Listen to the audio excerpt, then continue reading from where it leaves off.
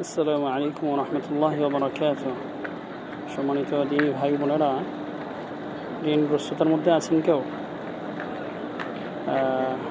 আশা করি অনেকেই ঋণগ্রস্ততার মধ্যে আছেন। আমি নিজেও ঋণগ্রস্ততার মধ্যে আছি। চলুন আমরা সবাই ঋণগ্রস্ততা থেকে মুক্তি পেয়ে যাই খুব সহজে, ছোট্ট একটি আমলের মাধ্যমে। আল্লাহ রাসূল সাল্লাল্লাহু আলাইহি ওয়াসাল্লাম তার উম্মতদেরকে একটি দোয়া শিখিয়ে গেছেন। দোয়াটি হচ্ছে আল্লাহুম্মা কফিনি বিহালালিকা আন হারামিকা ওয়া আগনিনি বিফাদলিকা আম্মান সিওয়াক।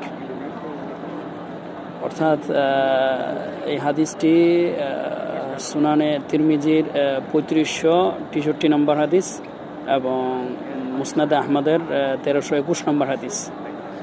আলী রাদিয়াল্লাহু তাআলা আনহু এই দোয়াটির ব্যাপারে বলেছেন, যেই দোয়াটি পাঠ করবে, যেই দোয়াটির আমল করবে, তার ঋণ স্বয়ং আল্লাহ রাব্বুল আলামিন, তার ঋণ থেকে মুক্তি দেওয়ার দায়িত্ব স্বয়ং আল্লাহ রাব্বুল আলামিন নিয়ে নেবেন।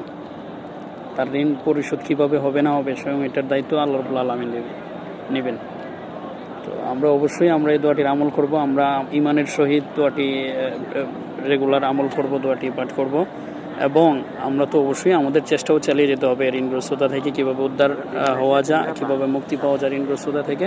এই চেষ্টাটা আমরা অবশ্যই চালিয়ে যাব এবং এই দোয়ার আমলটি চালিয়ে যাব ইনশাআল্লাহ। সকাল বিকেল যখন সুযোগ হয় তখনই এই দোয়াটি পড়ব। আর শুধু ঋণগ্রস্ত ব্যক্তি না, যদি আমরা আমাদের হালাল উপার্জনের উপর সন্তুষ্ট থেকে হারাম থেকে বিরত থাকতে চাই, তাদের জন্য এই দোয়াটি, সকলের জন্য এই দোয়াটি।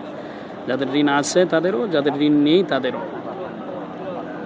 আল্লাহ রাব্বুল আলামিন আমাদের সকলকে এই দোয়ার আমল করার তৌফিক দান করুক।